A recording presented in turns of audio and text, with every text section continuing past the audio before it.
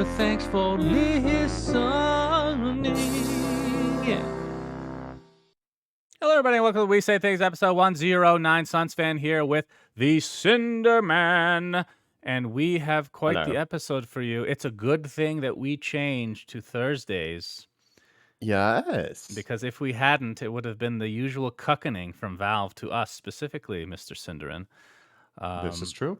I hope you're doing well. I'm back in the U.S., as you can tell. This is not, in fact, a green screen. I am back home and happy to be This is so. not a green screen either.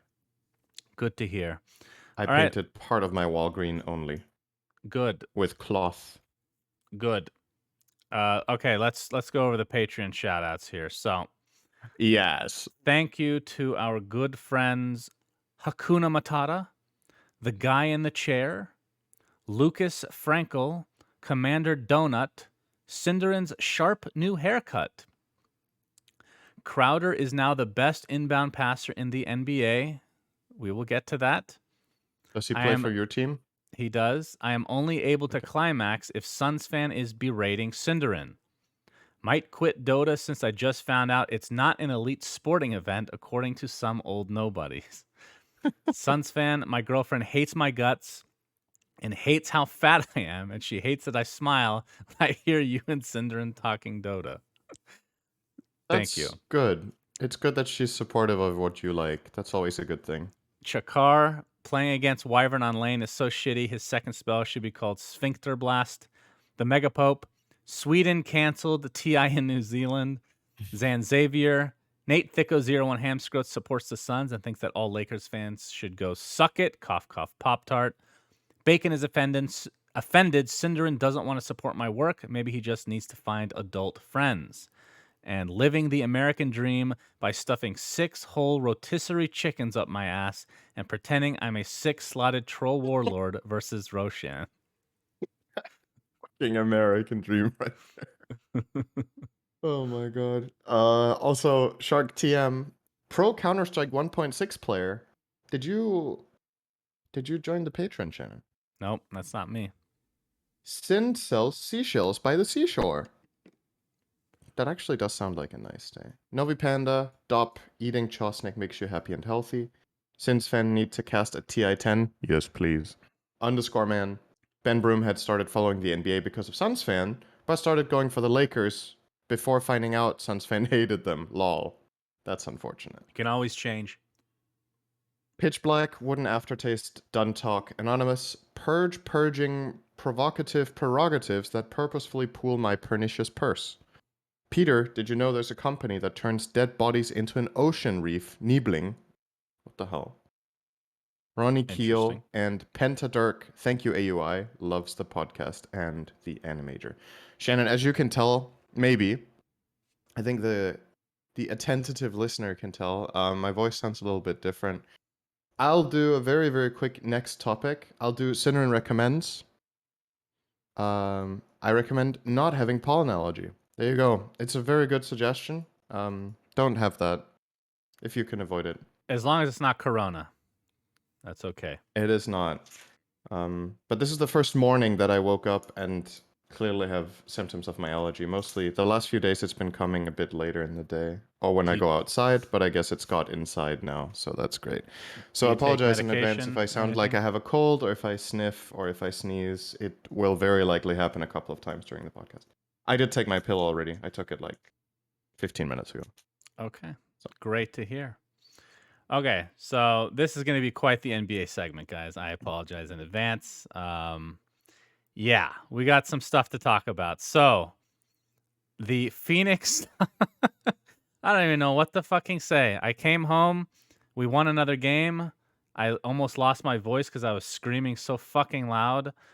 So right now, there's 4 teams left in the NBA playoffs. We are playing the LA Clippers, who beat the Utah Jazz, and we're up 2-0 against them already.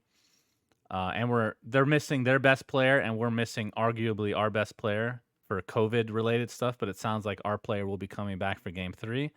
And then the other side, for the East, it's the Bucks, who beat the Nets. That's the only team I was scared of in the East. And they're actually facing the Atlanta Hawks, who are the huge underdogs. and they somehow won game 1 against the Bucks. I don't even know what to think. But anyway, I forgot to mention this last week, Synderen, but Mm-hmm. in our last round against the Denver Nuggets, it was game 3 at the time, and there was a fan, and this was caught on camera, who got into a fight, okay? A Suns fan in Denver getting into a I knew fight you were gonna fight someone. with another, like a Denver Nuggets fan, okay? And it shows Mm-hmm. very clearly that the Denver Nuggets fan is the piece of shit in this scenario. He's like tried to cheap shot him, like punch him from behind and stuff like that. But the Suns fan ended up beating the shit out of this guy on camera, and it went viral because he ends with saying Suns in 4, which ended up being the truth. And some company made an action figure out of this guy. Our best player contacted him and gave him free tickets to the game. He's like this local celebrity now. So I just thought I'd mention that as kind of a hilarious tidbit. But the thing I do want to talk about is this Clippers series. So we're 2 games away from going to the NBA Finals, and I really, really wanted to show this clip on stream, but NBA are very hardcore with copyright. So I will be posting this in the Twitch chat live and in the YouTube video description. It's literally like 10 seconds long. I highly recommend you guys watch this. I'm going to paste it now after I give the prep of what it is. So game 2, we were up for the most part in the game. And then towards the end, the Clippers they took a quick lead, okay? And it got very scary for me. And like the refs were being just awful, like literally rigged ass shit. As usual. Yes. No. This one's different. Okay, there's a guy named Scott Foster. Usually you Mhm. don't know the names of the referees. With Chris Paul, he is like the record that Chris Paul has with him reffing is like 0 and whatever. It's like a lot of games. So there's actually a ton of conspiracy theories about this guy like fucking people over. And I got to the last 2 minutes of the game. Literally the last 2 minutes of the game took like 35, 40 minutes because they kept looking at reviews over and over. So anyway, to cut a long story short here, the Clippers had the ball. They were up 1, and they had 2 free throws with their best player on the floor. He misses both free throws. We catch the ball, call timeout, and again, just skipping ahead a bit, we get the ball with 0.9 seconds, and this is the clip. I'm pasting it in chat now. Synderen, you can take a look as well. I've already watched it. Okay. Was that exciting for you? So Can basically I what spoil happened... it? Yeah, you can spoil it. Go ahead. They scored. So Jay Crowder was in the corner, and which is the hardest place to throw a ball in because you're kind of blocked off by the basket. And he throws it up, and we've done this play like years in the past. He throws it up at the hoop, and our center DeAndre Ayton catches it. It's an alley-oop and just slams it in, essentially for the win. So fucking hype. And now we're up 2-0. So I just wanted to share I was at my the edge of my excitement. seat too, but I'm kind of just sitting at the edge of my seat, I guess. I understand. And now that I'm home, I will be going to the next game, if there is one, because we don't even know if there's a game 5. We have to lose the game first. But if there's a game 5, I will be there. It will probably cost $1,000 to go. I will be there. I don't give a shit. So, and if we make the finals, my brother and cousin are going to come down, and we're going to all go to at least one finals game if we can, which will be very expensive. So I really hope you win, Shannon. Especially because if you go to the finals, you get to do something with your family. That's really cool. So I hope you win. thank you, Synderen. Thank you so much. I thought there was going to be a It joke was in there somewhere. in all fairness, that was a pretty cool ending. Like, I can understand. If I was really invested in this shit, this would be fucking hype. Like, you win with no time left with 1 point on a Hail Mary. I don't know if you can call that a Hail Mary. I guess a Hail Mary would be shooting it. Hail Mary would be trying a 3-pointer from the midfield, right? Because you're out of time. Midfield. But- I mean, yeah, in theory, I get. I mean, this was a Hail Mary pass. You can call it that Right. for sure. But Mm. yeah, it was legit. That's Okay. crazy. Anyway, let's get started with the actual episode. The update came out before our podcast. The entire, is it called Nemestice? Yeah, I would say Nemestice. The Nemestice event is out, and I'm going to show this on the screen for the people on YouTube so we can go through it together, Cinderin. So the thing that caught me It off guard is that it's a battle pass, which Yep. on top of the event, and it's $42 to get 100 levels, and we can just go through each respective And thing it's 750 in to it. get 1 level. Yes. Okay, so have you played the event? I'm guessing not. No, this came out last night, so I have not played it at all. I've not played Dota since this came out. Have you seen it? I've read through the stuff, yes. Okay. All right. So the event, essentially, just to boil it down, it's a custom map. These big meteorites fall from the ground that you're supposed to dodge, and then a really big one every 3 minutes, I believe, ends up dropping into the middle area of the map. And if you channel over it, and your team can do the same, these buffs kind of end up spawning off of it. And if they go on you, you gain like temporary movement speed, damage buff, and spell amp. And they stack, so you can get multiple of them. And then little tiny ones kind of spawn elsewhere as well. But the So this is a objective regular is, Dota mod. what do you mean regular Dota mod? It's in Dota. You know what I mean? Yeah, it's in the It's main not page of Dota. Siltbreaker. It's played in Dota with Right. modifiers. Yes, it's Yeah, in okay. Dota with modifiers, and it's a different map, obviously. Right. And the objective is to just kill like the base tower, essentially. And then with Okay. each tower that you kill, I think the enemy gets stronger. Their towers get stronger, I think, and these creeps, these crazed creeps spawn as well. Yeah, so I played 2 games of it. I'm not gonna lie, not a huge fan. I probably will not play it again. Doesn't have a ton of replay value in my opinion. You don't really get that much from playing other than the weekly challenges, which we can talk about when we get through the battle pass. But meh. This was one of the definitely not great like custom games that they've come out with, personally speaking. But that's So just my in take. your experience, your track record with playing their custom games, are all the worst ones in your opinion the one that use Dota as the base? You know what No, I because mean? I liked Overwatch. Wait, yeah, Overwatch is like that, right? Not really. It doesn't really use the Oh, Dota you map at mean like all. the objectives are basically Dota? Yeah, there's been 1 or 2 other custom games that use Dota, right? There was the New Year Beast event where there's like super creeps spawning in the lanes. Yeah, that sucked. And then there was one more. Was it the Grieveling? Was that also in Dota map? All the dire Or was that a tides, different one? almost, right?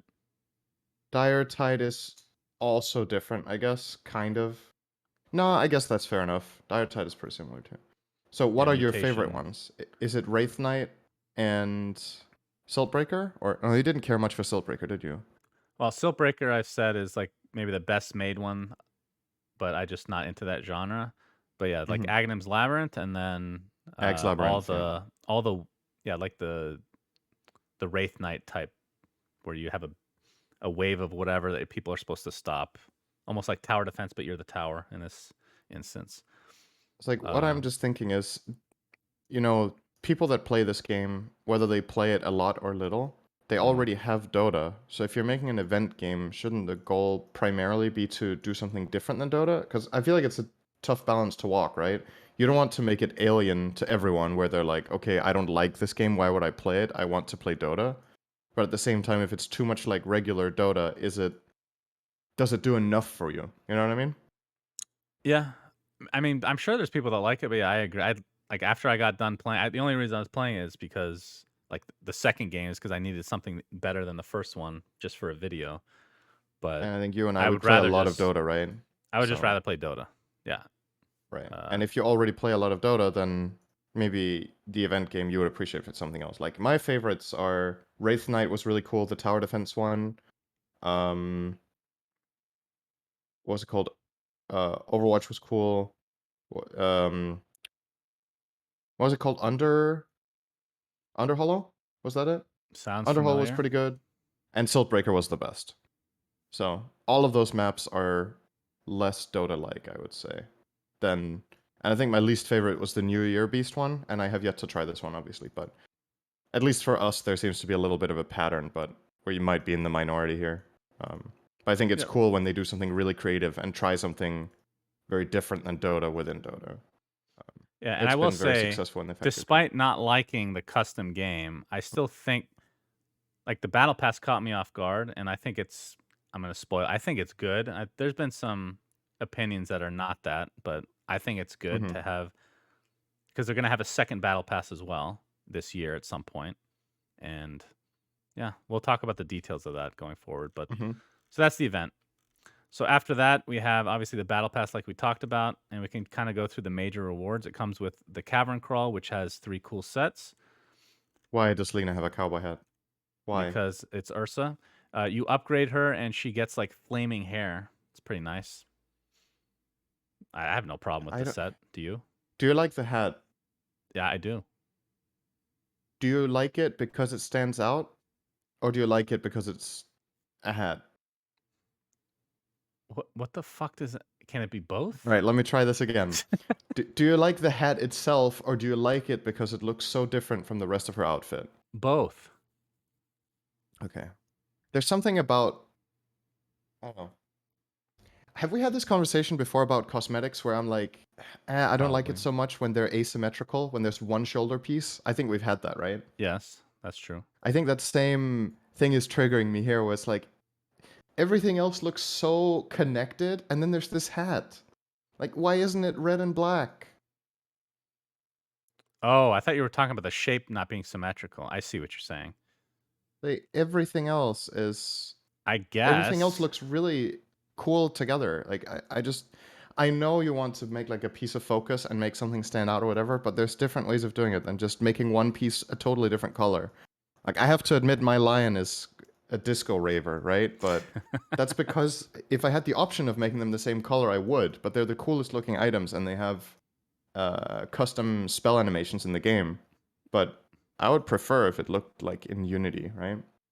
That's To me, this fair. kind I of don't thing mind. just looks out of place. But I like I it, was but curious what you I thought. no, I can understand your point. I don't. Yeah, just personal taste, I guess. For Sure. example, the PA one next to it looks really cool. Like that one looks fucking. I think that's the worst That of the is cool. three, actually. The PA by Yeah. far. Just in this from this still image without seeing them in the game, the PA is my favorite. Okay. I think But the Dark Willow is mine. I think it hmm, looks really cool. Okay. Anyway, so it's definitely cool as well. there's a weekly progress thing in the battle pass, which is kind of new. They've had like the progress stuff before, but this one, it's based on what I can see. You can get like 7,000 available shards or whatever that actually is. I don't know if this is accurate, but and then the next week either it resets, which is cool, or it's just going to be new challenges on top. And there's 18 weeks of this, so little twist to what they've done in the past. I'm not wrong here, am I? This is kind of new. Did you say 18 weeks? Yeah, it It shows says 18 here on the that if you picture. do if you do everything, it says reach 18 stars for a week and you'll haul in 7,500 battle pass points or battle points. If this is a one-time unlock with 18 stars, you can do that one time in a week for 7.5. If you could do it every week for 18 weeks, that is 135 levels Yep, from weekly quests alone. but you have to play 20 Nemestice matches, so good luck. Good luck with that one. Yeah. So how much do you get for 17? All right. Anyway, I think this is really cool. It's one of Okay, the things chat we've is talked saying about, it's right? 8 weeks and not 18. I'm 8 just weeks. reading what's Okay. on here, but yeah, I guess this is wrong. All right. So let me see. That is 8 times 7. So that's 60 levels you can get from that. Oh, I The see. reason I It's like 18 this stars. is Okay. primarily because it's one of the things I've talked about, right? Where I really think Valve should put more effort into giving people a reason to come back and play regularly. Like, it's what so many other games do, daily quests, some sort of like reason to even just log in. Because once you're logged in, you're like, I'll play a game, you know? And then Hmm. there's more activity, and that makes more games. We have a little bit of it with Dota Plus, but I think adding more stuff like this is good. It's going to encourage people to play, and it's going to encourage people to play together because a lot of these are about winning or about doing stuff with your team. So There's a 5-stack win one. There's a win matches one, and then there's play Nemestice, where if it isn't particularly interesting and you have to play a lot of games, you probably want to play it with your friends to grind it out, right? So, Yep. I like this. It's good. All right. Assistant features. So this is what I don't get. So stack pull timers, which is already a thing in Dota Plus, is it not? Or is that a Battle Yes, Pass? it's Dota Plus. Okay. Quick buy item recommendation. This one was creepy, actually. Every time I'm like, okay, I want this item next. It showed up in the quick buy. I'm like, this AI is quite accurate. I'm not gonna lie. It's like literally every item I'm going You're for, it like, am I predicts. actually making my own decisions anymore? Yeah, Did I get the 5G chip when I got vaxxed? exactly. Neutral items in guides. Add an available neutral items category to the Dota Plus guide showing the neutral items in your inventory and team stash that thinks it's best for you to equip. Okay, I didn't know that one. Interesting. That's pretty cool. I think, I don't think you could disable this stuff because part of me wanted to disable the quick buy recommendations actually, but I huh? couldn't find a way. So Okay. I mean, that's not great. I think it should always be opt-in stuff like this, but or well, opt-out, just opt. Um, okay. The neutral items thing is pretty interesting. I think in some games people are going to be surprised with what the recommendation is, but I don't know what it pulls the recommendation from, because if you look at the screenshot that's there with 46, 38, 16, this item combination would be a really great example of where players in lower middle brackets will probably place them wrong in some games, because surprisingly enough, Nethershall is actually really good on carries in a lot of games when they need to get magic resistance, especially illusion-based heroes. It's like Phantom Lancer in a lot of games will want the Nethershall over the Vambrace. And usually, I would imagine mid-skill carries will just take the one that gives you agility, right? You're like, I want stats because I'm a carry. So I'm curious where it pulls the data from, because these numbers will be very different, in my opinion, based on whether it pulls from high bracket or population. okay, so So, chat is informing me about something. I think you're gonna hate this. So the reason this uh-huh. is added here, the stack pull timer. Let me just read it. Keep forgetting to act on those helpful pull and stack timer. Now clicking on a timer will put a directional arrow on your screen with a countdown to remind you when it's time to pull/stack that camp. So that's what's different about it. What do you think? Oh, so wait. So clicking on a timer, what timer? So I think when you go to pull stack, you know how it has that timer, you alt, I Uh-huh. believe. You click Yeah. on the timer and then it just reminds you when it's Okay, so time. now you can click it in advance to set like an alarm clock. Yes. Uh, don't know. Kind of Thoughts? indifferent about it. Whoa, really? I don't Okay. really think it matters very much for me personally. I'm beyond shocked to hear this. I think, honestly, if anything, it's going to distract you that you need to think about clicking the egg timer. It'd probably rather just play the game and then go stack when it's time, right? I This is pretty cool. So here's the thing, Cinderin. Mm-hmm. I understand both perspectives on why people would or would not want stuff like this in the game because it makes it easier. But Mm-hmm. do you think there is truly an argument for having, like, if you select a guide that tells you what to skill, why not just have it auto level for you? Do you really think that's that much of an advantage? Honestly. Auto level? Yeah. So you immediately level up skills when you level Yeah. up. So it skills it based on what the guide is telling you to skill. And it's like an opt in I would have no feature. problem with that, but I would never want to use that ever No, that's myself. fine. It's just I remember having conversations with people in the past and like, Mm-hmm. there's no way that should be in the game. That's ridiculous. That's way too easy mode. But then this is like the same thing, you know? Like, what's the difference? I feel like this is all in the same I think general. if anything, I would actually be against the auto guide level up because it makes people dumber. A really big part of the game is making decisions and Oh, what thinking. about the quick And buy if you item just automatically do something, recommendations? you're not thinking. Like these last two recommendations, like you talked about in lower That's a skill difference, though. games, people are going to think that this is what you're supposed to do, and that's going to be their argument, even if it's an incorrect decision in the game. That I making you don't know if I dumber agree in with some that. This ways. is a recommendation. That's different than just you getting automatically points skilled, right? When it's a recommendation, like the example you see on the screen, right? With 46, 38, 16. Hopefully, most people aren't like, oh, Essence Ring highest percent, I take this without thinking ever, and this is just the best. Like, But that's obviously, what's going to sometimes these happen. numbers will be, sometimes many of these numbers will be different. Like, one of them will be 80, and then most of the time, that's right. But the fact that it shows you that it might not always be the best is nice. The problem with an auto level up guide is that you're not even thinking. You're just like, That's I'll just great. play the guide. That's great. I, That sounds good to me. that's Less thinking, the oh, better. All right, okay. next thing. The Spectre Arcana has been released to some Number. Go ahead. number. No, you go ahead. There has been some pushback with this Arcana because it is at level. Does it say here what level? 330. 330. And this was brought to my attention because when that was originally brought up, I'm like, what? Why would people complain about this? Because it feels like every TI, there's Arcanas that are super high level. But, and again, this is just my chat, so I can't confirm whether this is actually true. But a bunch of people were saying the Arcana that is voted for every year is given as part of, well, it can be a part of the Battle Pass, but you can also purchase it individually. I think this is the first time that the vote winner is not only purchase. Yes. I think every other winner has been the regular Arcana price range and not part of the Battle Pass No, no, no, ever. no. It's been both. It's definitely been both. No. Which one? Did IO win? No. IO got second. No, IO didn't Okay. even place. They just decided to make one. Oh, maybe IO got second. Okay, never mind. Okay, And the fair year enough. with Fair Rubik enough. and what was the other one?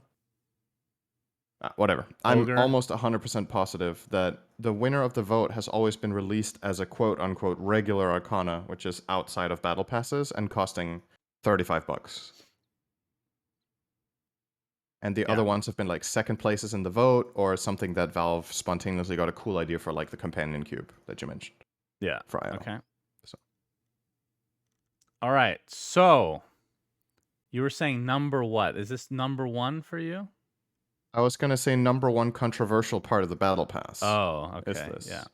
by So far from what I've this seen. is called the Phantom Advent. As you can see in the video, it creates a new, it's new effects for everything. So you get the Spectral Dagger, the Haunt Illusions, I tested it with the Shard and the Ags. It's the same thing. The Dispersion and Desolate all have different effects, and it comes with unlockable second style, which I actually have not read what is needed to enable it.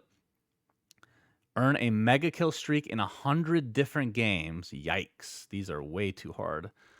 Damn. That's fucking insane, That actually. is sick. I love that it's hard.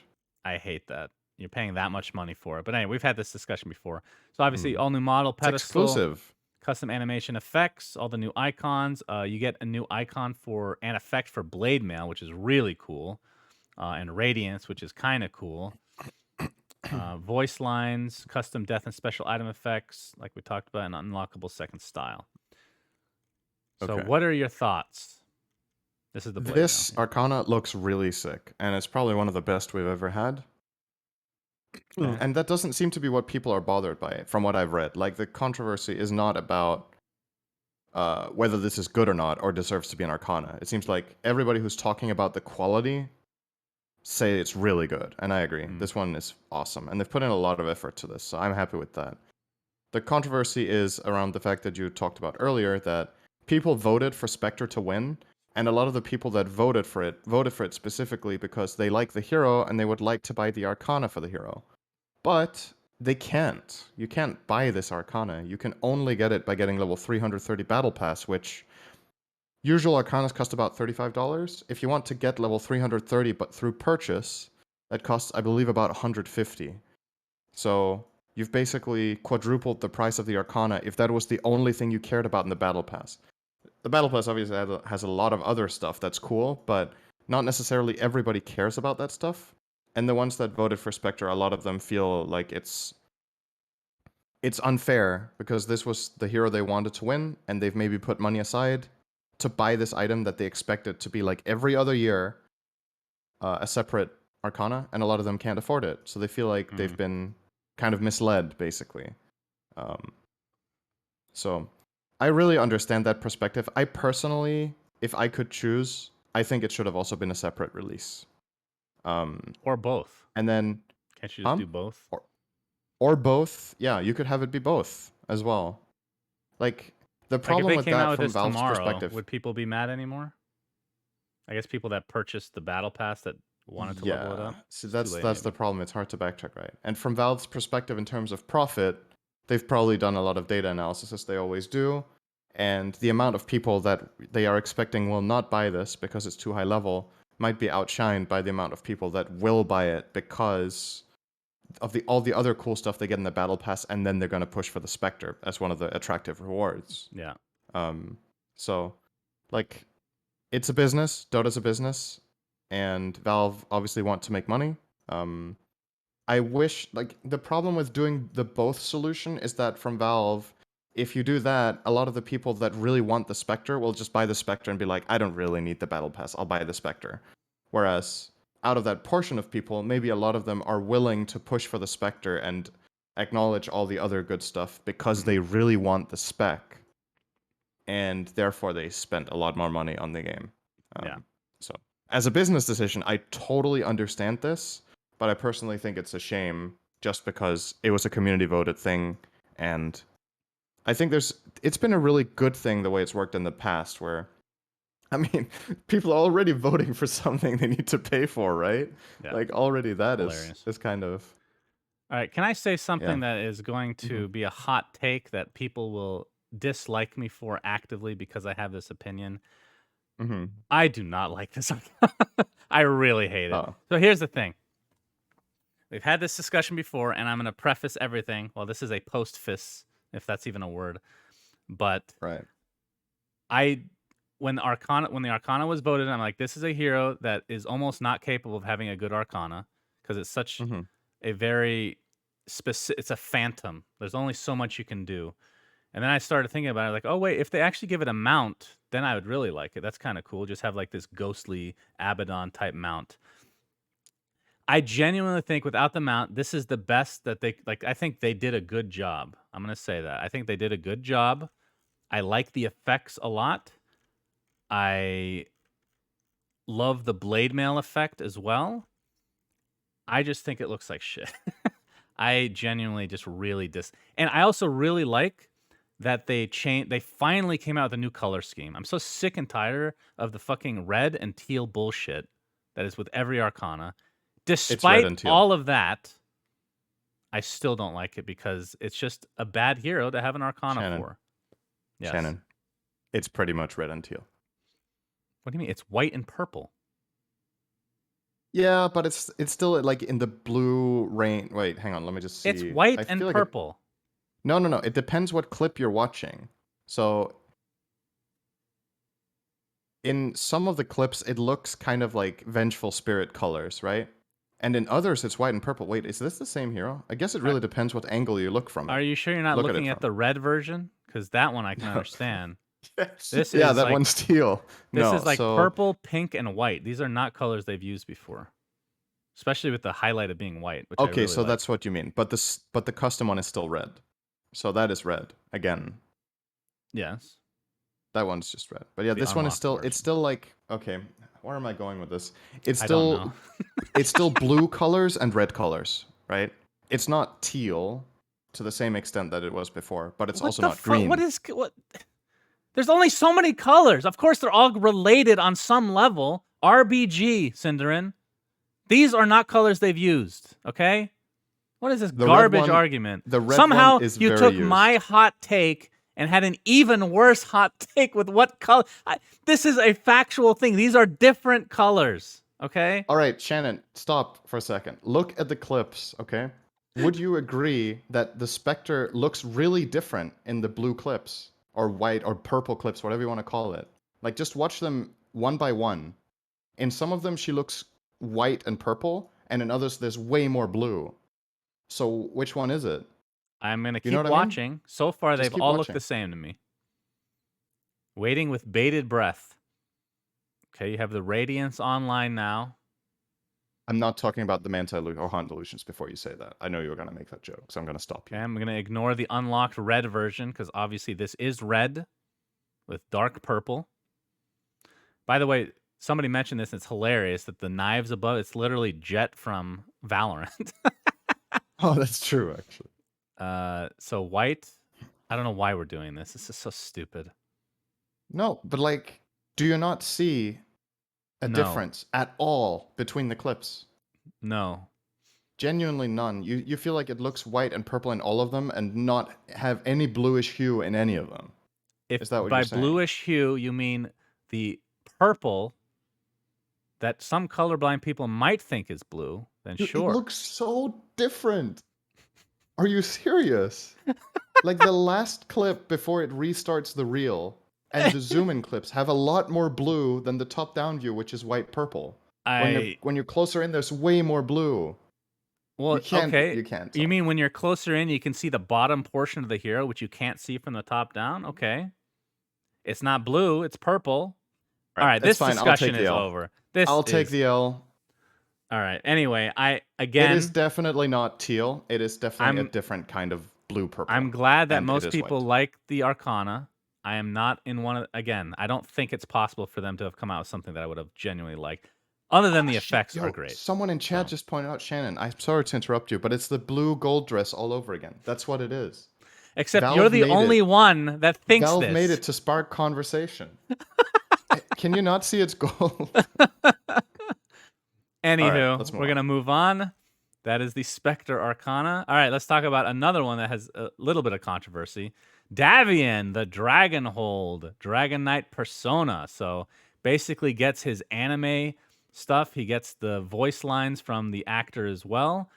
And I don't know if they just reuse the same voice lines or not, but when you turn into the dragon, which is also a different model, you get the original voice actor, which was also in the anime. And then this is these upgrades. So you get him at level 195, I think. Then at level 200, your sword partially breaks for some reason. It just looks worse. Level 215, you get a helm, which I actually think looks worse as well, because what makes this enjoyable to play is that you just have this guy's head out in the open. And then the pauldrons is whatever at 222. I genuinely think that the upgrades make it worse. But having said that, and this might be a hot take as well, I love this persona. I think Of course you do. I upgraded to 195 just to get this. I fucking love it. It's great. So you don't like it? So I don't know yet because I haven't had it in game, right? But just looking at the clips, there was a comment I read which I think hits like really resonates with me here. Is it looks out of place? I think that's great. It's not that it's great to it's hear. not that it's different. Like I like the dragon form. I think the dragon form looks cool. But the base model, it looks. See, that was the kind of thing you were criticizing Dawnbreaker for, right? Yeah, true. Was that you were like, it looks too. This looks. Yeah, that's a good point. To me, this hero does not look like Dota to me. It looks like. No, I agree. I totally agree. It looks like something. It's just a different art style entirely. I actually think Dawnbreaker fits into the universe much better than this hero does. Until Dragon Form. The Dragon Form, I'm on board with. I think that looks Dota. So, but the hero looks. If there was not an anime, I would have felt the exact same way. You're right. The Dawnbreaker criticism that I gave was literally word for word what you just said, out of place, except the difference is Dawnbreaker was created out of thin fucking air, and this was taken from the anime. So that's why I'm okay with it. I think it looks awesome. But again, I totally understand it's really well made for what it is, but it doesn't look like a Dota hero to me. Like that's what I think. But like what you I'm wondering if they could do something about it where it's still clearly visually the hero from the anime, but he looks more Dota, but like making him like darker or that's what making the helm him a little bit rougher Cinder. around the edges or you whatever. You upgrade him to look less anime. Yeah. I mean, less rounded. Your sword becomes broken at 200. That's less rounded. The jagged edge. Yeah. You know? I mean, looking at the set items that are there, I feel like it doesn't show that in the clip, right? There's no clips here No. with him with all of the stuff equipped. I think if he had all the stuff, I would like him way more. Mm. So And I maybe like when you him have less everything, it's because of fine. them. You know, it's awesome that we But yeah. totally disagree so far on the first two major things in this battle pass. But yeah, again, from both perspectives, both the Arcana and this one, I get the other side. I just don't fall into that camp. I think I'm maybe in Right. the minority on both, which is hilarious. It's a really cool dragon form, though. It really is. I feel like maybe this is the best dragon form in the game. I really like that one. It's a good. I mean, it having only said shows that, the red one in the clip, but I want to see the other two. the dragon forms that have been in game so far haven't really been that great, so it wasn't really too hard to beat, honestly. This one's cool. Yeah, this one is good. Okay, moving on. Okay, you got your little baby invoker that now has an old set. This was a very, I don't think this is an immortal. This was like a very rare. Oh yeah, in some this is chests controversial too. So a long let's time continue ago. with that. Yeah, so the controversy is that people that have this set for the original invoker, they feel like they should get this for free because it's the same set, just made for a little baby. That And is also one works with part the of set it. as well. All right, what's the other part? The other part is when you unlock this, correct me if I'm wrong, if you unlock this in this battle pass for Kid Invoker, you also get it for regular Invoker, right?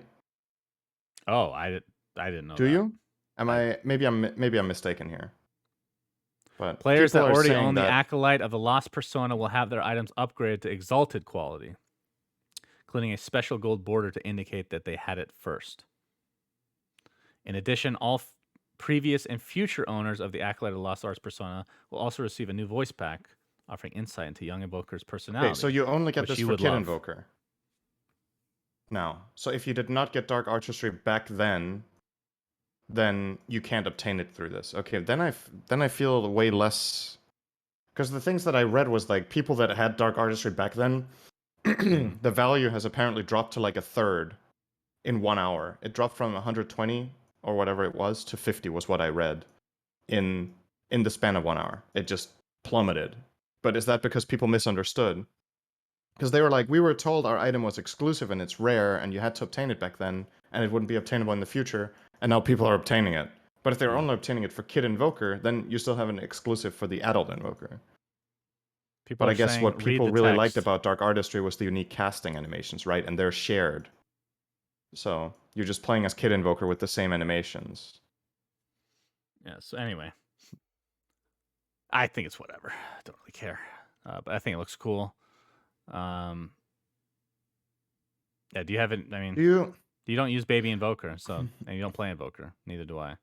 I do play Invoker sometimes, but That's a yeah, I lie. don't use the kid one. That's a Anyway, let's say, all right. So obviously, we both think Dark Artistry is really cool.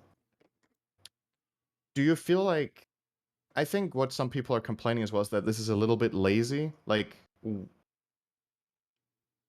should this have been something else, right? Like, should it have been something new?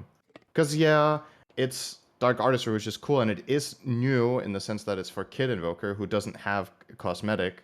So this is the first time a persona gets cosmetics, right? Yes. So that's new, but it's at the same time it's not really new. Like you could have given Kid Invoker a different set entirely than Dark Artistry. So what do you think? I mean, I could. Yeah. I don't know.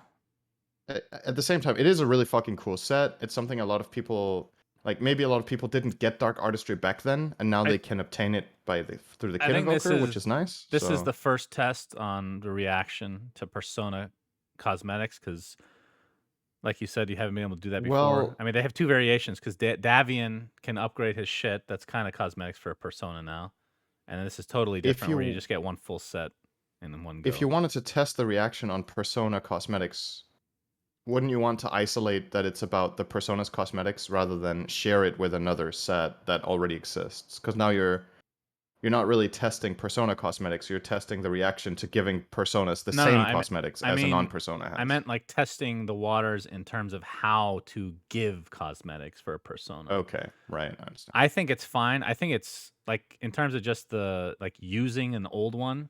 I think that's great because this is the best Invoker set, like clearly. I think most people would agree with that for sure. I It's think very good. like it. On one respect, like you have players that play this, like play regular Invoker still because this is the set they have, and if they use the persona, they lose it. Now you don't have that problem anymore. Yeah. So I think eliminating that is great. But how they did it is, you know, I don't know what the actual reaction is from like a mass player standpoint, but I think between this and the Davian one, they're just testing out how to, you know, give cosmetics to personas. So, but just based on reaction overall. Okay, moving on. I think that's it, right? So ranged attack, special effects, whatever. Oh, sorry, the Immortals. Yes. Have you seen these? I glanced through some of them, I think. I don't think Okay, I got to... so Oh, I looked through all of them quickly, actually, I did. yeah, so Yeah. I opened the so if you get level 100, you're guaranteed to get all the, well, guaranteed ones. And Right. then I spent to get the Davian, I spent more money to get 95 more levels. I only got 2 extra chests on top of that. So that felt kind of bad. Right. But The how do you chests want to start do this? Do you ramping want to up go after level through 240. Do you want to go through the Immortals real quick? Sure. Okay, Let's so rate them Beastmaster, from 1 to 10, with 10 being the absolute best the hero has ever had. the hero has ever had. Yeah, let's just rate it against the hero itself. Okay, and that's new. All right, so Beastmaster axes, they're basically hawks. Okay, you know what? That was terrible. Just do it like we usually do. Okay, so regular rating system. Rate them Great. against the field. We rate them against the field. All right, I would give this a 9 out of 10. I think it's very good. Has an effect The on the ground. axes. Yeah, I think this is really good. Thoughts? Let me see the effect again. Throw your damn axes already. All right, he's not throwing them at all. Okay. Just walking around with 7. these dead fucking hawks. It's great. 7 out of 10. Shannon, Okay. you love it. It's teal. It's your favorite. I mean, whatever. All right, next is the Dark Willow. It's for both ults, the Bedlam and Terrorize. Now, I actually haven't looked at this video yet because in game I had these cubes that look like the error cubes, and I couldn't tell if that was intended. So we're just gonna wait here for it to pop up because they're the old cubes they used to use in Half-Life when there was an error, and there are no cubes. All right, so it looks totally different than what I was seeing. So it's just this bouncing bullshit, and then the Terrorize. Oh, the I've terrorize seen. is cool. Okay. It's teal and purple. Yeah. This is true. All right, this one is an 8 for me. I'll The say terrorize is really good. I'll say 7 out of 10 because the box, I made a video on Dota Cinema, so you guys can actually check it out. The box is made better with the Bedlam, I have to say. Okay, next is Elder Titan. This is for, I mean, the item itself is pretty sexy. Is it the Infinity Gauntlet? Yeah, pretty much. So this changes Earth Splitter, as we will see it very shortly. I fucking love this as a weapon. Oh, Yeah, the weapon I thought itself it was is top amazing. tier. Yeah, that's true. We didn't do a rating just for the actual model itself. I guess I go first. So I think this is an 8 out of 10 for the effect. It's a 10 out of 10 for the model of the actual glove. Yeah.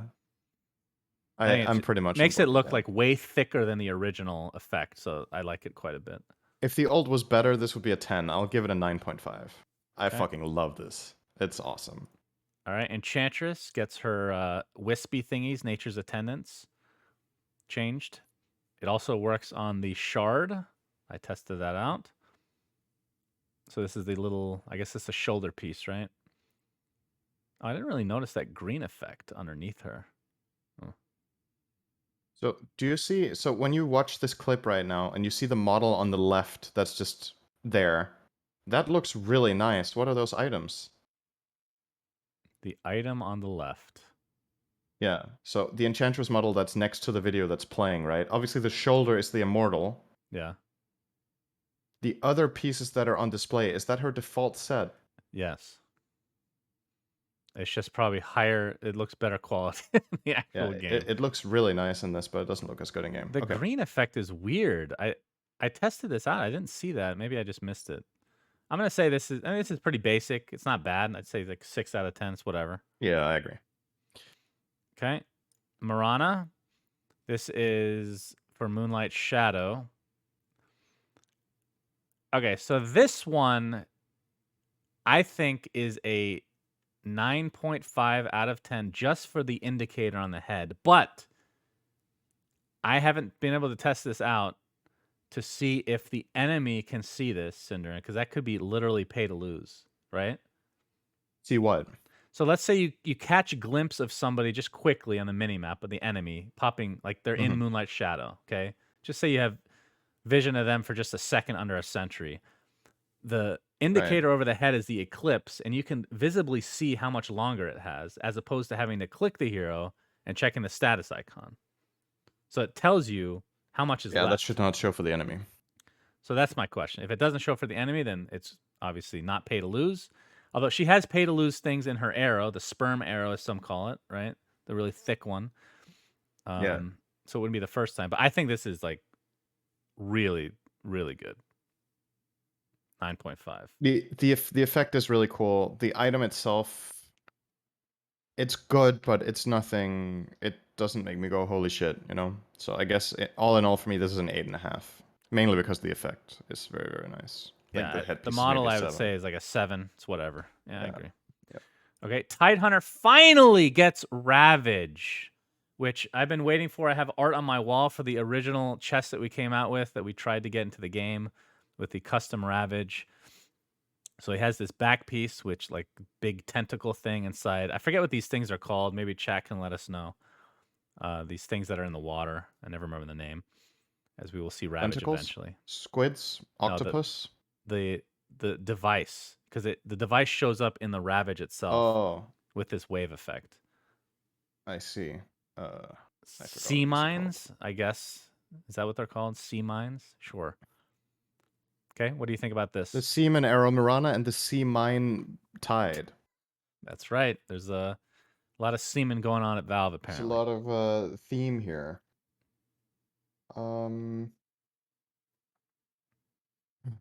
I think the item itself, the eye is kind of cool.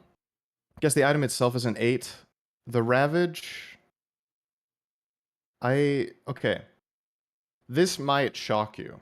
Okay, be ready to be blown away, Shannon. So, I don't think this ultimate is different enough from the Wow. original. Wow. If you want to make a custom ult, if you compare it to the other heroes that get customized ults, I feel like this doesn't change very much. So if that was what you were going for, I would have probably liked to change it more. Maybe that's... And actually, on top of that, I don't know if I like the rippling gush so much. I guess I underestimated how much that does seem like something, but... Yeah, that's the main thing, is that it's the The gush. main thing is the gush. It's not really the mines coming out. The tentacles, correct me if I'm wrong, are they the same? So I Or looked very at them, similar, and they're at very least? similar, almost They might exactly be the slightly same. different. And then the golden version, which we'll go over, you can see that the tentacles are colored differently than this one. Okay. Yeah. Okay, So I kind of take it back based on the riptide that's coming out. Or I don't know if you would call it that, but do you have the a rippling problem with that waves. having the rippling waves when, like, if you have ags on? I mean, I'm not saying people are gonna That was what confuse I it, was but thinking. It looks at, but it is weird. it's different, but eh. I don't know. I would have personally liked, instead of it making the whole gush thing part of it, because he has two other, like he has gush that already does that, Mhm. then I would rather have had the tentacles look very different, but still be inherently Ravage, right? Or something like that. But that's just personal preference. I take it back. It actually does change it quite a lot based on the gush waves coming out. So, but Your score? I don't know. For me, 7.5. All right, Maybe. I'm giving this a 5 out of 10. This is the worst one. So the Yeah. back piece itself is a 9 out of 10. I think the Ravage effect is pretty bad for a lot of the reasons you talked about. The gush thing is very lazy. You see these sea mines are, I mean, that's a good addition, I guess. But the tentacles not being different is just unforgivable for me, especially after I mean, I'm very biased because of the things that we've tried to submit. I think the Hmm. tentacles have to be what you change to make this good, and they failed at that. That's what I think So I'm too. sad, very So sad. what pulls this up for me is the item itself. I think the Yeah. effect is a 5, and I think the item itself is like an 8.5. Like it's So not bad enough that like I'm gonna equip this and use it, but I'm not gonna enjoy it. mhm. I'll do it out of spite. I'm not gonna enjoy it. All right, so the first rare is AA. He gets these Oh, two look, it's arms, Spectre. and it changes Chilling Touch. I think the item, like the actual model of the item itself, is kind of. It's like I like how the fucking thing is in front of the hero, so you can't even see it. But the model itself is like it's a 6 out of 10. It's whatever, maybe 5 actually. It's just whatever. And then the effect is very boring.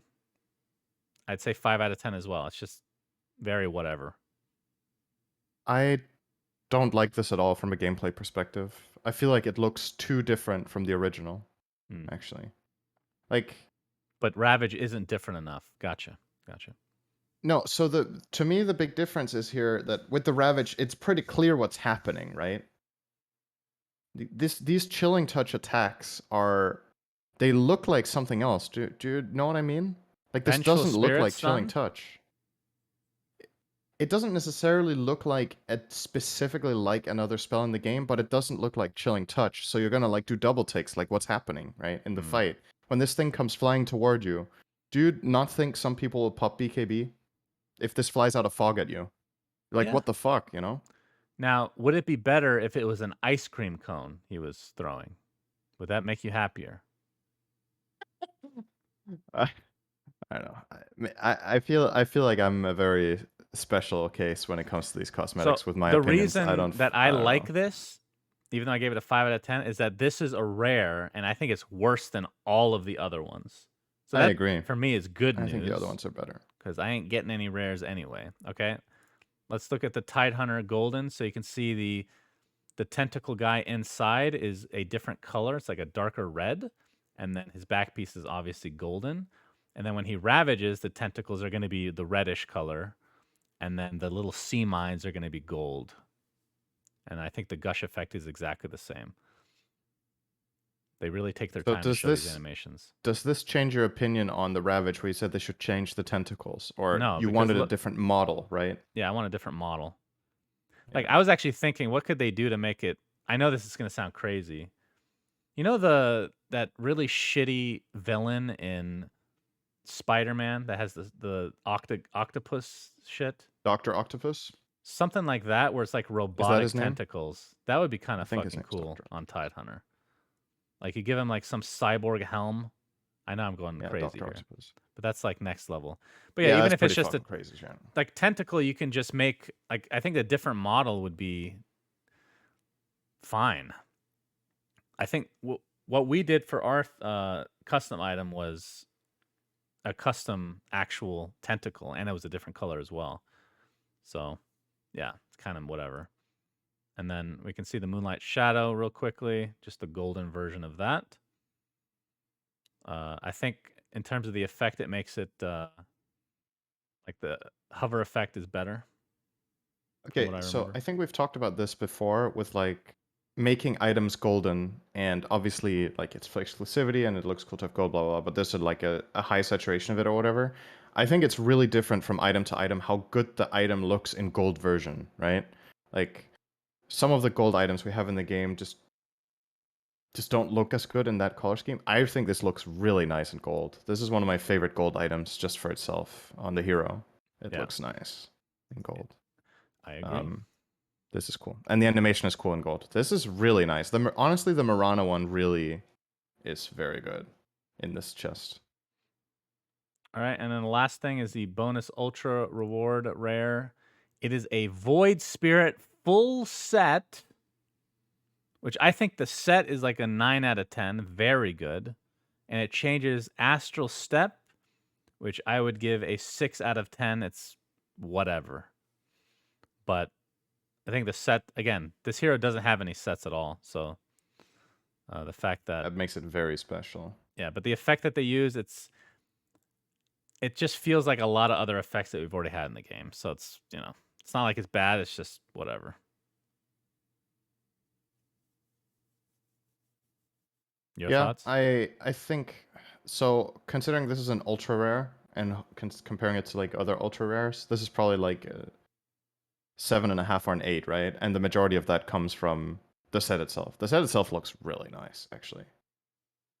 Um, so yeah, I'm pretty much with you on that. I think your 9 and 6 is very accurate, Okay. to be honest. Apparently, there will be new creeps coming out, which I hope that they don't look like this because they're literally exactly the same, except have You glowy didn't show the particles. cosmically rare. I don't know if that was on purpose, but Well, the cosmically. Oh shit. Oh yeah. This is the sunken emblem thing, right? sunken album. Sunken You album. walk around and you make plants, and you have 3 crystals Yeah, I revolving around you. haven't seen this one. That's pretty Actually, cool. are they not? They are moving. They are moving slowly. All right, cool. I don't know. I don't know if I've really rated the emblems before. We have not. I have no tier list for these. Like which one's better than which. So, but looks good to me. Doesn't matter. We're not getting it anyway. Next. True.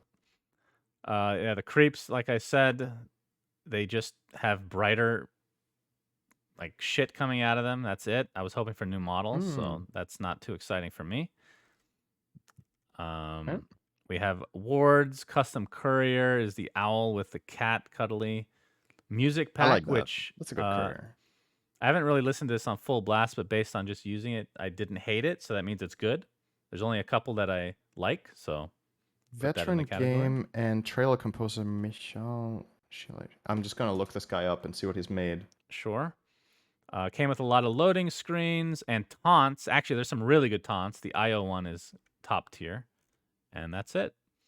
So yeah, it's like a mini TI battle pass. I don't know what percentage of a battle pass for TI you guys consider this to be. Maybe like 30%, 40%. Either way, it's a significant amount, and I was not expecting it, so it's a pleasant surprise for me. So overall, even though I don't like the game mode, I think this is a good battle pass. Oh yeah, Oracle Taunt. Okay. I forgot about that. Thank you. Oracle Taunt is literally him dunking a basketball, Cinderin. Legit. Yeah, you like that one. You're gonna is a use good it. one. You're gonna use it. Okay, so let's just do a final conclusion on this. So obviously, this costs less per level than the TI Battle Pass, and it looks like what they've basically shaved off, more or less, is the 25% that would usually go to TI prize pool. So it's obviously cheaper, but doesn't contribute to the prize pool. From a value perspective, comparing this to a TI Battle Pass, how much do you feel like you get bang for your buck? Let's say level 330 in this is level 250 in a TI Battle Pass. Let's say it like that, because these levels are cheaper. Do you feel like this Battle Pass, where does it stand in value compared to level 250 yeah, maybe TI Battle if you put Pass? it that way, maybe it's worse value. I don't know. You'd have to do the math. I think that's a literal math thing, right? Because I don't even remember. I just remember last Battle Pass, pretty everything was close to super high 250. level. I was like 150, and I got almost nothing out of that Battle Pass. And I remember because there was a bunch of stuff that I just didn't want, like Windrunner. Was it Quap? Even the Wraith King I didn't want, surprisingly. A lot of the really cool shit came at 400 plus, right? Yeah, which was a lot of money. And here the coolest thing is at 330. Oh, well, that's subjective, but the most expensive thing exclusive is at 330, which would have been at 250 in the old one. Well, roughly. Davian, depending on your perspective, is one of those things, right? That's level 195. Right, that's why I'm saying the highest one, right? The highest exclusive is at 330. Right. Everything beyond that is recurring stuff, I think. Now, there might be like some unique, like smaller things like emotes or voice lines or whatever. I haven't checked it line by line, but out of like the sales points here, that is the final one is 330. Yeah, let's segue into the last topic, which is the fact, and again, we're gonna see the Reddit has been a bit. All right, let's not set expectations here. Let's just talk about it objectively and then give our opinions.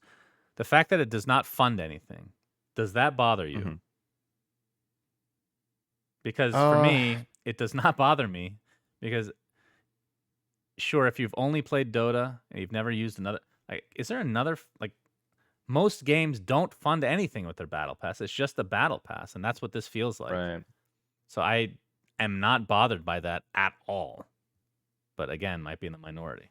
I think I think it will be a shame if come next year, next season, we have nothing funding the majors. I really feel like that would be a shame because we have talked about this on 15 episodes by now, but Right. TI is too big compared to the rest of the scene. If every other tournament was enormous, it would be amazing, but currently you have 80% of the prize pool of the entire year in one tournament, which obviously is amazing for the magnitude of that tournament and for how hype it is, but we very much agree that the how to say the loss by making TI's prize pool smaller relative to the gain for the like ecosystem of the game with making the rest of the year more valuable relatively is definitely worth switching around for. So what I was hoping was if we get a battle pass that either the next battle pass for next year, instead of just funding TI, it funds the year, or that one of the other battle passes we get specifically funds the next season of majors and the tier 2 scene. Mm.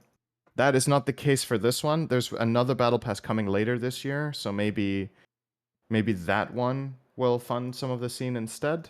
So But like I realistically, maybe Valve just only want to fund TI. But I personally I don't agree with that model to make a healthy esports scene. I just don't think it's yeah, good compared to again, I'm not gonna go the too rest of the much year. further because we've talked about it a million times at this point. I agree. I don't think it's ever gonna happen. But the idea of having a battle pass that doesn't fund something, I'm fine with. Yeah, me too. That's Like that whatever. itself is not a problem. That itself is definitely not a problem. But if you do want to fund something, then don't put everything into one tournament that just dwarfs everything else that hard. Then, if That you is want to correct. do the funding, spread it more. Yep. Okay. All right. So next thing on the list, TI news. I guess it was a Yep. couple days before this. Let me just read this blog post. An important update on TI10, the International Dota 2 Championship in Sweden. We started working with Sweden back in 2019 to get everything in place to hold TI10 there in 2020. When the global pandemic necessitated a postponement, we doubled our efforts to work in tandem with officials there to make sure we provided them with everything they needed to make this a safe and successful event for everyone. Over the course of the past year, Stockholm Live and Visit Stockholm continue to reassure us in our regular and constant communications with them that TI Dota 2 Championship qualified for the same exemptions other elite sporting events there received. However, despite previous reassurances, we were informed 2 weeks ago that the Swedish Sports Federation had just voted not to accept esports into the Sports Federation. In subsequent and immediate meetings with the Swedish Esports Federation and Visit Stockholm, we discovered our only remaining option was to ask Sweden's Minister of Interior to reclassify TI as an elite sporting event. Our request was immediately denied. With the Minister of the Interior failing to recognize the TI as an elite sporting event, anyone attempting to procure a visa for travel into Sweden for TI10 would be denied. The absence of this official recognition also means individual border agents would be making decisions about entry for those traveling to the event from countries outside the EU who do not typically need a visa to enter Sweden. We filed an appeal directly with the Swedish government on June 9th, but they were unable to provide assistance. On the 14th, we followed up asking them to reconsider, and they have so far been unable to offer a resolution. As a result, and in light of current political situation in Sweden, we have started looking for possible alternatives elsewhere in Europe to host the event this year, in case the Swedish government is unable to accommodate TI as planned. We feel confident that in either instance, we will have a solution that allows us to hold TI10 in Europe this year, and they'll be able to announce an updated plan in the very near future. We remain committed to hosting TI this year in a way that is both safe for all involved and properly celebrates the players and fans of Dota 2. We will be communicating what we find out as soon as we are able. In the meantime, TI qualifier is coming up and the event, which we've already talked about. Yeah. So, your So, reaction to this? right. So there's a couple of things going on here. The first one is it's honestly really surprising to me that Sweden doesn't do this because in terms of like esports and just the progress of that as a competitive discipline, Sweden has really been at like the forefront in Europe. They were one of the first countries to really make like a big effort with like internet infrastructure, just celebrating games.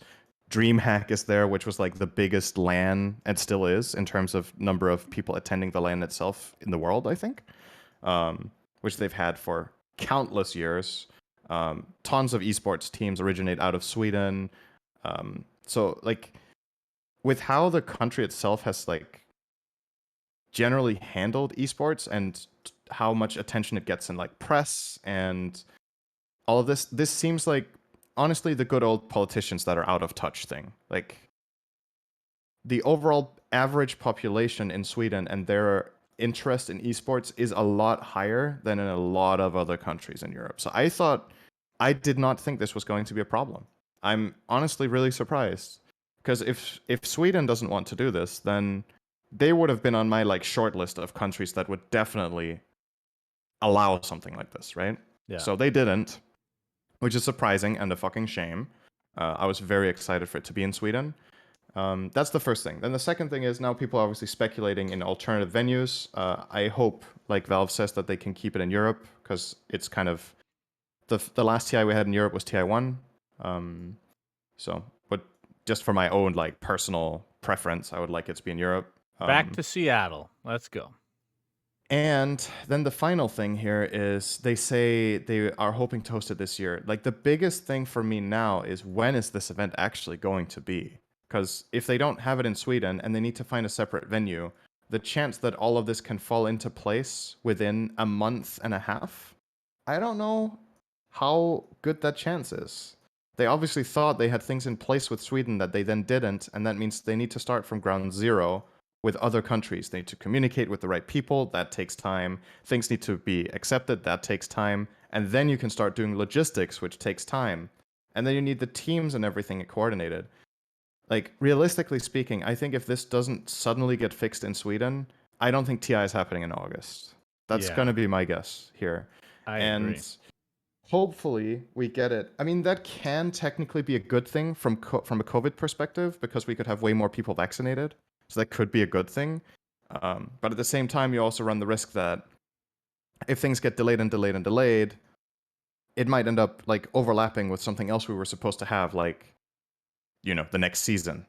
So it's tricky. I really hope we get it in September. I think if we don't get it in August, if we get it in September, everything's going to be fine. If it ends up being in November, I don't know how the next year is going to look. So Yep. it's tricky. I agree for the most part. Based on what they wrote, it sounds like it's going to be in Europe. So I would guess the next place that they would choose would probably be Germany. That's like the most common. That would be my number one esports guess as well. location. I would love to come to Denmark though, Cinder. I don't know if you guys have a venue that they could use. We do. Oh, Denmark's COVID situation and venue options might actually be a thing, but I don't know. So the thing about it is Dota is pretty small in Denmark. So yeah, we have some amazing Well, international you might not players, have crowds but anyway, regardless of where you go, right? sure, that's true. Like if you literally just want a good arena, then we could definitely offer that. And I think Denmark's COVID regulations would be good, but I honestly don't know if our politicians would do this either. That's the thing. I think Sweden is further with esports than Denmark is. Maybe not by a lot, but still further.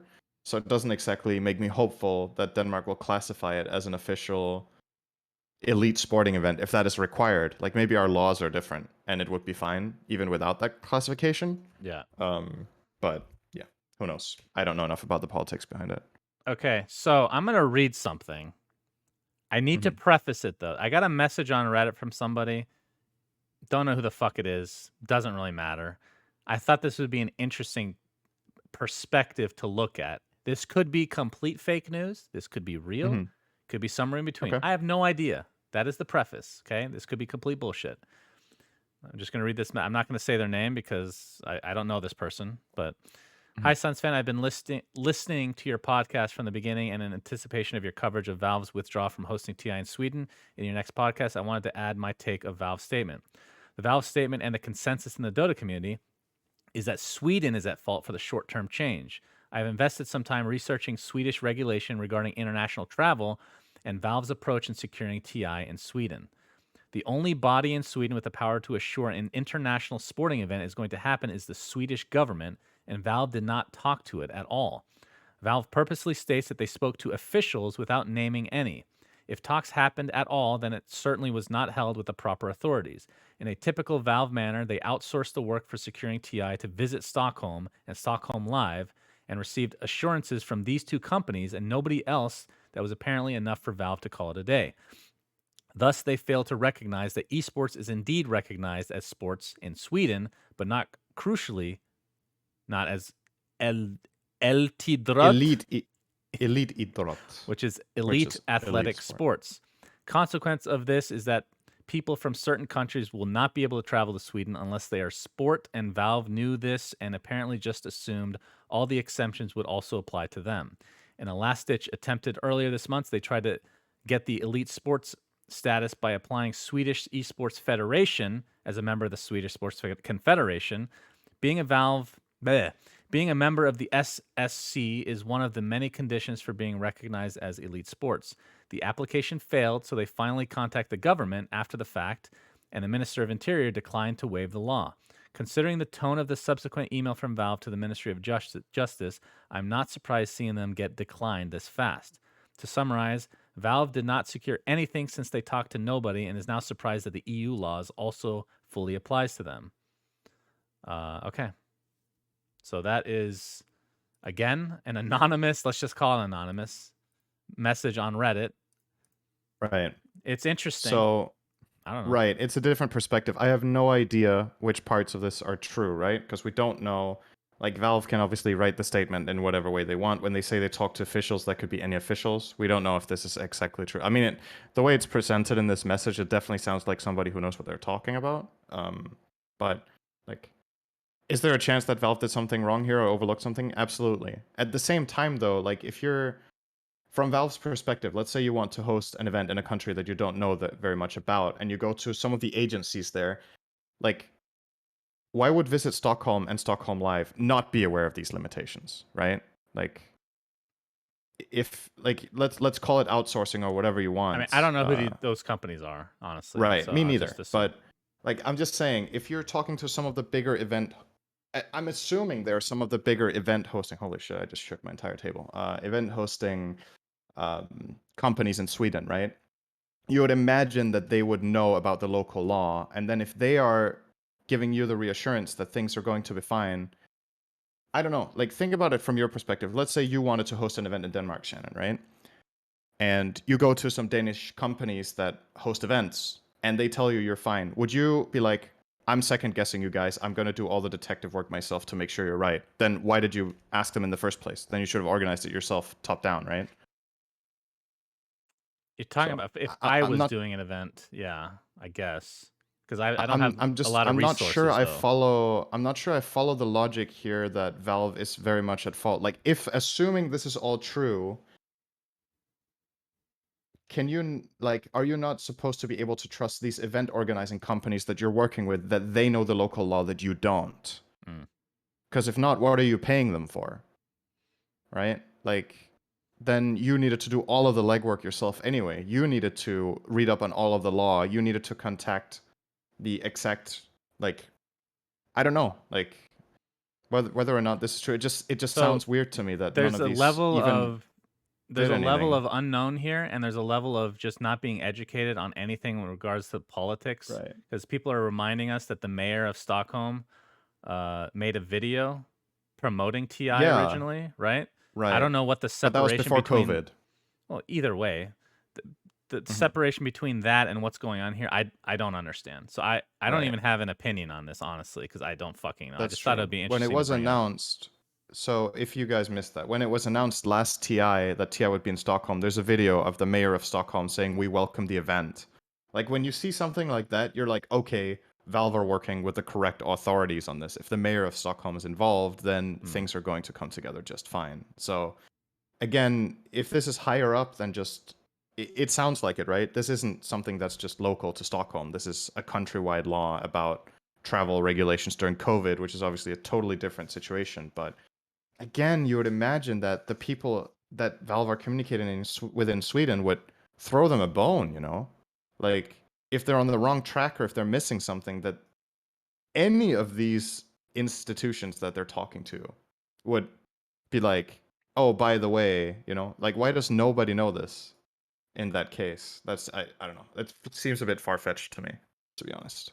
I think I'm going to close it out with this. The solution to all of this is in fact to have TI in New Zealand. I think our Patreon members are correct. TI should Could be in New imagine. Zealand. Yeah, it is honestly pretty close to Europe, so why not?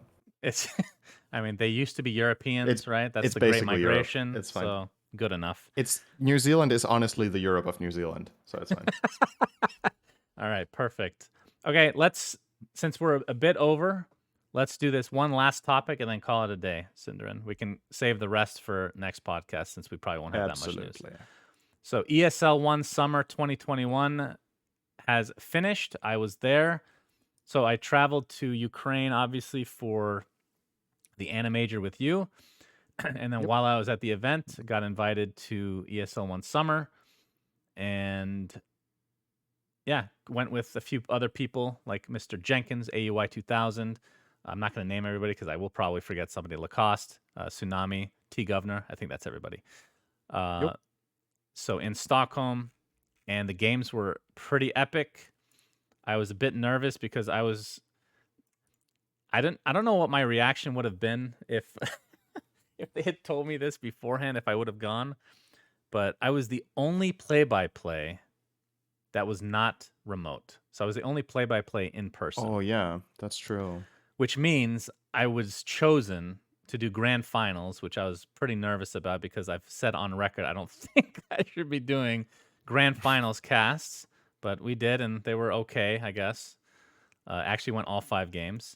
So in terms of the teams, it was basically the typical EU teams that you see, along with some CIS, and then a little sprinkle of Quincy Crew and T1. Those are the 2 big additions from the Animajor that just stayed in the general area so that they could play in the tournament. Did you get to watch any of this tournament? I didn't watch very much, I have to admit. But what I will say though is that honestly, looking across the field, there's a lot of things in this that are not surprising, right? It's pretty interesting to see this. So first of all, obviously, really cool to see an SEA team win again in T1. But we have again these like online juggernauts in Virtus Pro and Alliance getting good results because this was not played on LAN. The teams were at home, correct? Mm-hmm. All of them were in their boot camps or playing from home, whatever they wanted to. Yeah. It was not like the LAN stage setting with everything. Like some of the teams may be, I think T1, for example, obviously not playing from home because they're an SEA team, but they were playing from some sort of boot camp that they were borrowing or whatever it was. I don't know what it is, but yeah, like as far as the results go, I think it's really interesting again to see VP and Alliance do well online, and they still have to get that like LAN performance in. But yeah, like can't really. I'm assuming like just based on what I'm seeing, not really too surprising with like the meta and everything. The heroes are similar to what they were at the major, for the most part. Like teams are experimenting with a little bit of stuff here and there. Some teams pick Chen, they lose. That was Secret. They picked it, I think, in one game. Man, Secret, yeah, they tied for last along with Liquid and Team Unique and Tundra. 7th to 8th was Gambit and then Nigma. 5th to 6th was Viking and then Quincy Crew. And then for top 4, number 4 was OG, who lost to Alliance in the lower bracket semifinals. So Alliance ended up getting 3rd because they lost to T1. And then T1, after losing to VP in a best of 3, ends up playing them, and it went all 5 games. T1 ends up winning the tournament, so VP gets 2nd place. But overall, I think both teams were extremely impressive. We talked about VP. T1 and VP were very evenly matched. Yes. VP, you could say they threw one of the games because they kind of memed and picked the position 1 Abaddon, which I was really happy to see. Didn't work out for them. But VP just online are just beastly. And I think it's just a matter of time before it catches up to them, right? In terms of transitioning that to LAN play. But T1, honestly, very at LAN, impressive. They had a pretty rough bracket at the LAN as well, right? Like in the major. VP's draws that they ended up playing, they could have probably placed higher with a different bracket, right? They got some really rough matchups in there. Yeah, but based on how... Okay, so I'm going to make a bit of a bold statement here. I think the top 4 teams, in no particular order, the top 4 teams in the entire world are LGD, EG, T1, and VP. Right. And VP, I could see if they only played online, would be in that top 4 If they can Mhm. transition that to LAN play, they are in that category. I think everybody else is a step below at the very least. Right. I think that's fair right now. But yeah, so that tournament's over. That was for $400,000. Had a lot of fun casting it. I'm gonna make one semi-story. It's not a. I don't know if this is a story. I'm trying to see how to phrase this, Cinderin. So there were some issues at the event from a Mhm. casting perspective. I don't know if it came off on camera at all. It was so fucking hot. I have never had conditions like this in my life. So Uh, something about Europe, okay? Sweden in particular, they don't believe in air conditioning for whatever fucking reason. I don't understand. The hotel did not have air conditioning. The right. the so ESL apparently are building like a new studio that's going to be available in like a couple months, which has full AC and all that stuff. But we were basically in like this warehouse, okay? You walk in, it's just like a basic warehouse. You have a little green room, and then in the back you can see the full set. Looks really nice.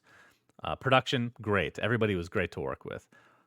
But it was hotter than balls. Like literally every best of 3 I would cast, I would get up from my seat and the bottom half of me is just drenched in sweat. Just fucking drenched. It was miserable. It made it so hard to focus. Like again, I know team fighting, like my casting during team fights is probably my weakest point in casting. It made that so much harder to scream. There was one game, okay, in the third day, I remember casting like a game 2 or something, and I was literally dizzy after the game because I was so fucking hot. And then I finally complained enough that they put like this little portable AC, like it wasn't really AC, it's just blew air at me. It made it a little bit more bearable. But my fucking god, what is up with Dude, people not having AC? imagine the live stream fails clip though when you introduce the game and you just pass out on camera though. That would have been that's clicks right Yeah. there. And That would have people been fucking sick. people always like I kept complaining about the heat. Again, everybody was complaining about the heat. Apparently it was the hottest week since 1940 something in Sweden, and they don't have AC. Uh, there was And one day, was it June 19th or something? That was the hottest day in Denmark ever this summer on average temperature. It was the global hottest day warming ever. is catching up to us all. No, it's a coincidence. Don't worry. That's But you have enough days, it's gonna happen. Am I right, chat? people always joke that I should be used to it because I live in Arizona. But here's the difference. Number one, every single place you go in Arizona has AC. Every single one. It's I don't know if Right. I've ever been anywhere that doesn't have AC. Just in America in general, honestly. Maybe the East Coast is a little bit different, but in the Oh West, it's shit. all AC. Number two, humidity. We don't have humidity really in Arizona.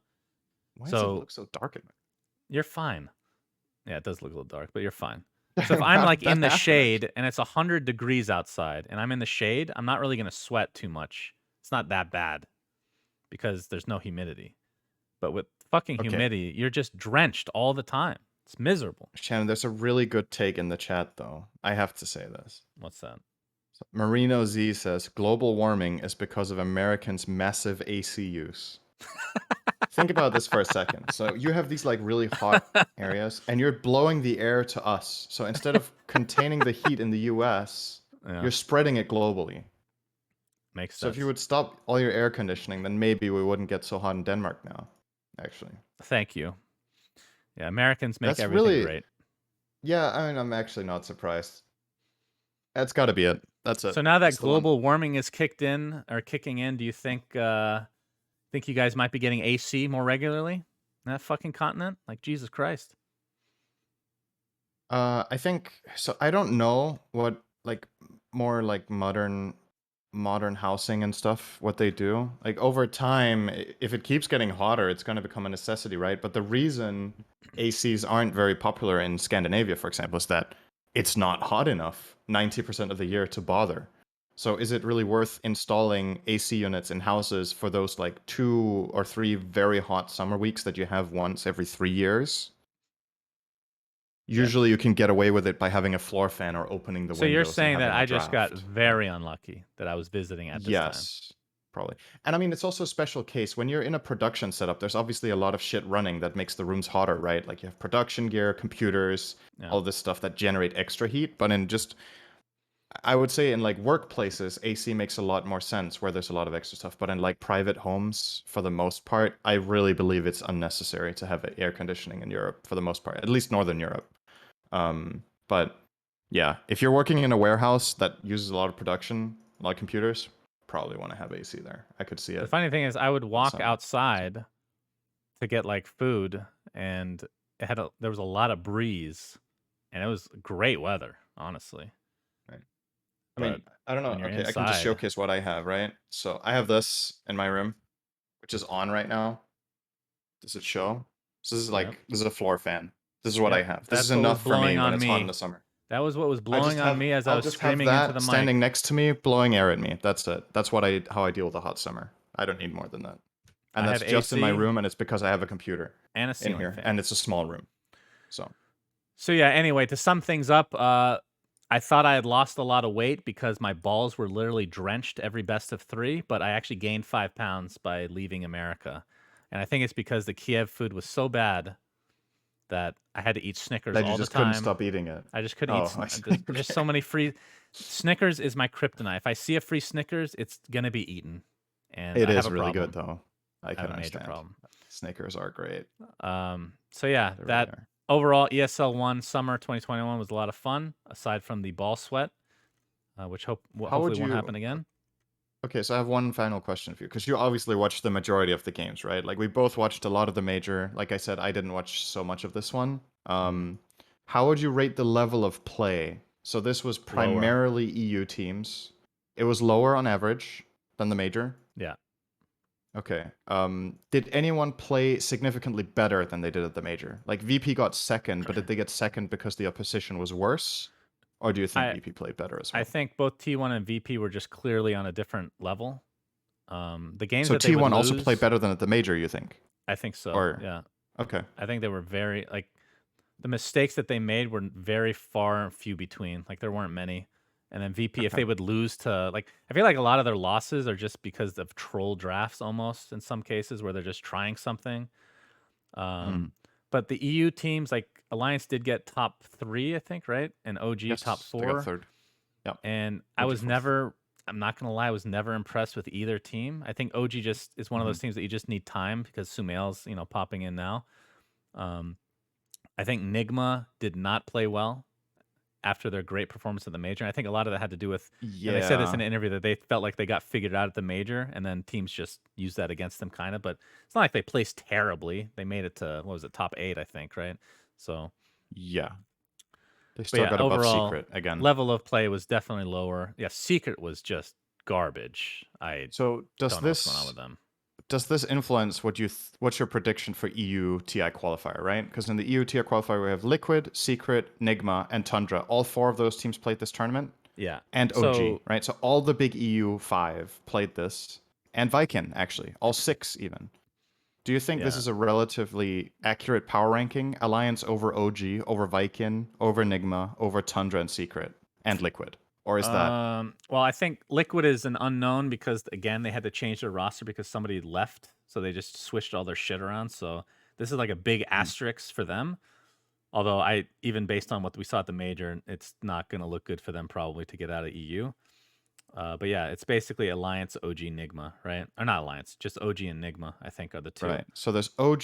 So out of the teams that played in this tournament, the ones in the qualifier are OG, Viking, Nigma, Tundra, and Liquid. So those 5. Secret and Alliance are already through on points. Yeah, I So think it's a 2-team race for that EU between spot. OG and Nigma? Yeah, for sure. Okay. And I think it's gonna be Right. close. I don't know who I would pick right now. I think like OG has a higher ceiling because they haven't really played as a 5 as often, right? I mean, they played a bit when Mm-hmm. Sumail originally came in, but then now they've been playing with somebody else. So if I had to pick, I would say OG, but it could go either way. All right, so that brings us to the end of We Say Things. We have other stuff that we want to talk about, like Valorant, but we'll, I know how much you guys are looking forward to listening to that, so we'll have to wait for Right. next week. As Yeah. So it's almost over, Shannon. what? Now the episode is almost over. I'm gonna switch on my light. Great. Great to see it. You can turn on your AC as well. Dude, why does it look so dark in my room? It looks like it's night. It's so bright Oh, in here. that's Like, the how does this other make any thing about sense? Sweden. I know that changes throughout the year, but it was like 20 hours of daytime. That freaked me out. Like we'd get done at 10 p.m. and the sun's still out. I'm like, what the fuck? That is so weird. Yeah. When are I you don't know if I used ever used to to that. what is your usual like sundown in June in Arizona? Let's say 7 p.m. I don't know. I have to guess. Okay. Yeah, that's early. The latest sunsets we have here is probably around 11 in Denmark. So Sweden should Wow. be even later, like 11:30. Yeah. Those are like the late ones in June. Yeah, and then the days that you have just full night or full day, that's insane, man. I don't know. Like that's why Yeah. I heard that the suicide rates in Sweden are relatively high because of the lack of sun in certain portions of the year. Is that right? Maybe just a general I don't know how area. much you can ascribe to that, but yeah, in winters we have so in summers we have like in high summer we have like maybe 18 to 19 hours of sun on the at the peak, and then in dark winter we have what's that?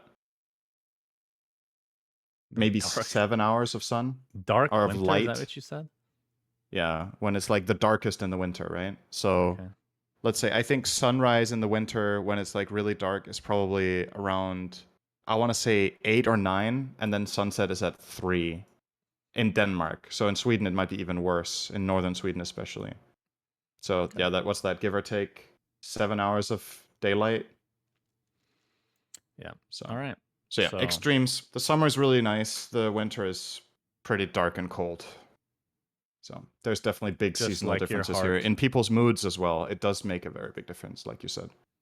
Yeah, and I So think having AC might help in that regard as well. Cinnamon, just throwing it out there might yes, make people a little that's bit it. happier. There it is. But yeah, that brings us to the end of episode 109. Thanks, guys. I guess we're going to be back on track again. Should be back to the old Should be fine. usual Yep. schedule. So once I get rid of this jet lag, it'll be a lot easier. Okay. Have a good night, everybody. GG's. It's 12 o'clock in the noon. All right. We say things that don't mean Subscribe. anything, but thanks for listening.